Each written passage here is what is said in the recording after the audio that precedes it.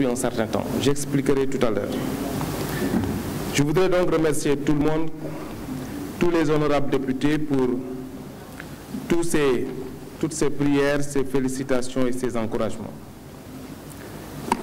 Je dois avouer que si nous avons pu faire des résultats dans la formation professionnelle qui ont été salués par l'ensemble des honorables députés ici présents, nous le devons à un homme qui a cru à la formation professionnelle, qui a créé des instruments adéquats, qui a mis les moyens et qui a décliné la feuille de route que nous essayons d'emprunter depuis un certain temps.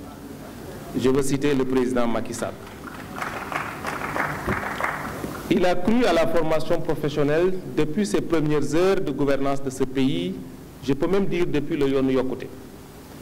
Et j'expliquerai tout à l'heure toutes les fortes décisions politiques, au vrai sens du terme, que le président de la République a prises pour accompagner la formation professionnelle, qui est un levier important pour le plan Sénégal émergent, notamment en son axe 2, le renforcement du capital humain. Madame la Présidente, honorables députés, chers collègues, je ne ferai pas peut-être des réponses point par point, mais je ferai des réponses groupées. D'abord sur la formation professionnelle. Je voudrais rappeler ici, je suis d'accord que beaucoup d'honorables députés ont sollicité l'augmentation du budget du ministère de la formation professionnelle, de l'emploi et de l'artisanat, mais il est important qu'on sache quel est le chemin que nous avons parcouru depuis 2012. Je voudrais dire ici qu'en 2013, le ministère avait un budget de 24 milliards de francs CFA, 24 milliards 400. Et vous venez de voter ici, en commission déjà, vous avez voté un budget de 58 milliards de francs. Ce n'est pas rien. Le président de la République a pris la décision historique, hautement saluée par l'ensemble des partenaires, qui a consisté à reverser l'intégralité de la CFCE, la contribution forfaitaire à la charge des employeurs, à la formation professionnelle. Si le 3FPT a pu faire ces résultats, si les jeunes Sénégalais aujourd'hui, au nom de l'équité sociale et de l'équité territoriale, ont pu bénéficier d'une formation professionnelle sans bourse déliée, on le doit à cette importante décision qui a consisté à verser cette enveloppe de 20 milliards et qui était dans le budget de l'État, et qui a été une vieille revendication de l'ensemble des partenaires qui tournent autour et de la formation professionnelle et de l'entreprise. Tous les régimes qui se sont succédés ont refusé d'accéder à ces revendications. Je suis bien placé pour le dire. Il a fallu attendre 2015 pour que le président de la République, enfin, décide de le prendre dans le budget de l'État pour l'attribuer complètement à la formation professionnelle. C'est une révolution de taille. Si nous voulons def xalé yi nek ci Sénégal, Dakar ba Tambacounda, Saint-Louis ba Ziguinchor, en passant par Sédhiou, Kédougou, des régions qui jadis quand même étaient oubliées dans les politiques publiques. Si nous voulons ci région yoy tay ñu fay def formation professionnelle, xalé yi di jang mu nek noppal ci ñom nek noppal ci sen wayjur, c'est parce que justement il y a eu des décisions fortes yo xamni président de la République moko jël. Waxna légui 2012 ministère bi budget 24 milliards la mo. Tay mi ngi ci 58 milliards, mais so ci bolé 20 milliards de la CFCE dina egg presque 90 milliards de francs CFA. Lolu motax résultats yi ñu am fi ñu mën ko am à travers notamment la 3FPT, mais tous les dispositifs de formation yi am. Dans le domaine de la formation professionnelle, c'est bien de parler de référence. 2012, le ministère n'avait que 87 centres de formation professionnelle. Juróom-ñetti fukk ak juróom-ñaari centres de formation ñoo nekkoon ci Sénégal yëpp. 2012 quand le président Macky Sall est arrivé. Tey en 2019, nous sommes à 119 centres de formation professionnelle et technique. 2012-2019, nous avons eu une progression de 32 centres de formation. Mais au courant de 2020, nous allons avoir encore une progression de 32 centres de formation. Je vais les citer pour que les honorables députés puissent les noter et que, Inch'Allah, l'année prochaine, qu'on puisse nous interroger sur ces centres-là. Pour dire que c'est au nom de l'équité territoriale et au nom de l'équité sociale que ces 32 centres de formation vont être construits dans les zones les plus reculées du Sénégal, compte tenu des 45 centres de formation professionnelle de dernière génération que le président de la République a décidé de construire. Oui, nous avons le budget, honorable député Mamadou Diop. Nous avons le budget pour construire les 15 premiers centres sur l'année 2020 et nous avons la liste de ces départements.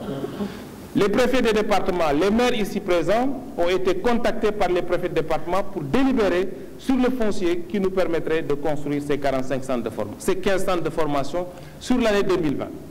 Je pourrais donner aussi la liste des départements qui ont été retenus, validés. En choisissant ces 15 départements, nous avons croisé les besoins parce que, comme j'ai dit, au nom de l'équité territoriale et sociale, nous avons croisé la carte de la formation professionnelle, les besoins économiques, les potentialités de la zone, la population pour arriver à ces 15 premiers centres. Ce n'est pas un choix politique, ce n'est pas un choix fortuit, c'est un choix rationnel et c'est un choix qui a été bien étudié en fonction particulièrement des opportunités économiques des localités. Parce qu'aujourd'hui, une des choses fondamentales que nous faisons dans ce ministère, c'est d'arrimer la formation professionnelle aux potentialités économiques de chaque localité. Les formations que nous allons délivrer à Koumpentoum ne seront pas forcément les mêmes formations que nous délivrons à Guinguinéo. Donc aujourd'hui, des plateformes départementales sont en train d'être mises en place avec l'accompagnement des agences régionales de développement qui connaissent les potentialités économiques des zones qui nous permettront de délivrer les offres de formation les plus indiquées en fonction des opportunités économiques de la région. Il est donc important que les offres de formation yi ñu defal xale yi ci dëkk yi mu méngoo ak bëgg-bëgg économie dëkk de telle sorte que bu xale yi amee métier bu ñu paree nañ mën a toog liggéey dinaa ci ñëw léegi ci naka lañ koy defee. Toujours dans le domaine de la formation professionnelle 2012 bi président Macky Sall di ñëw ci réew mi 44 000 apprenants lañ amoon dans la formation professionnelle tey ñu ngi ci 80 000 apprenants dans la formation initiale. Compte tenu des formations délivrées par l'ONFP, délivrées par 3FPT sur la formation continue ou sur l'année 2018-2019, nous sommes à plus de 31 000 travailleurs qui ont été formés. 44 000 2012, 80 000 2019, taux de qualification 6%, toutes choses étant égales par ailleurs, il est évidemment aisé aujourd'hui de comprendre que le taux de qualification des jeunes qui sont en âge de travailler, je souligne oui, 50% de notre population est en âge de travailler. Mais malheureusement, sur cette population, moins de 6% ont eu de la qualification. Mais comme j'ai dit, toutes choses étant égales par ailleurs, il est évidemment aisé de dire que le taux de qualification s'est considérablement amélioré. Je ne voudrais pas verser dans la polémique inutile, mais ce taux de qualification devra être calculé, indiqué par des structures les mieux appropriées. Et je pense que l'ANSD est une structure reconnue de manière internationale pour la qualité des travaux qu'elle délivre.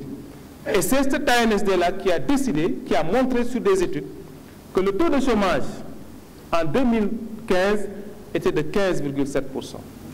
Et en fin 2018, ce taux de chômage est à 14,7%.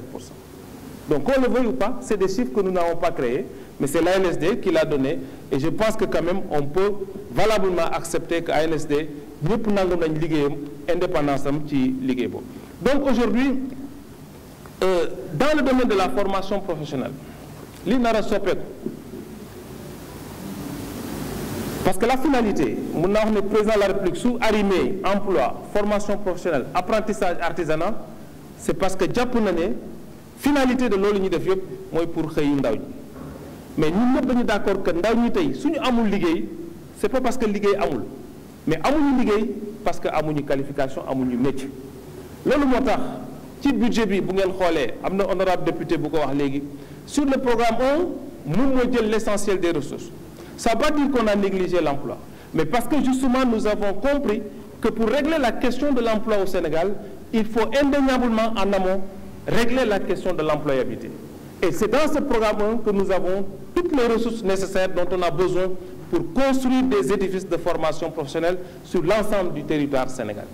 Donc, aujourd'hui, ndaw ñi amuñu liggéey parce que liggéey amul, mais amuñu liggéey parce que amuñu métier. Ñun ñëpp reconnaître nañ ko xale yi dañuy dem jàng études littéraires dem université am master am licence mais à la fin duñu am lu ñu liggéey ak seen loxo loolu lañ bëgg a wëlbati loolu moo tax tey ci biir ministère bi ñu taxawal ay formation de courte durée ñu tudde ko ay certificat de spécialité mais tey loolu moo tax ci biir ministère bi ñu développer suñu offre de formation yi parce que mënuñu jàpp ne Sénégal mën nañ ko développer mën nañ egg émergence du sukkandikuwul ci agriculture. Et quand je dis agriculture, c'est agriculture au sens large. Pour la première fois, nous allons avoir des centres de formation professionnelle dans le domaine de l'horticulture. L'horticulture qui nous vaut beaucoup de satisfaction aujourd'hui en termes de production et d'exploitation. Malheureusement, on n'avait pas des offres de formation. Et aujourd'hui, nous sommes en train de développer au fin fond du Sénégal, à Thiep dans le Kébémer et à Nétéboulou dans le Tamba, des centres de formation de dernière génération qui serviront de formation et d'incubation pour les jeunes dans les métiers de l'horticulture. Aujourd'hui, dans le métier du tourisme, le Sénégal s'apprête à organiser de grands événements. Mais pour autant,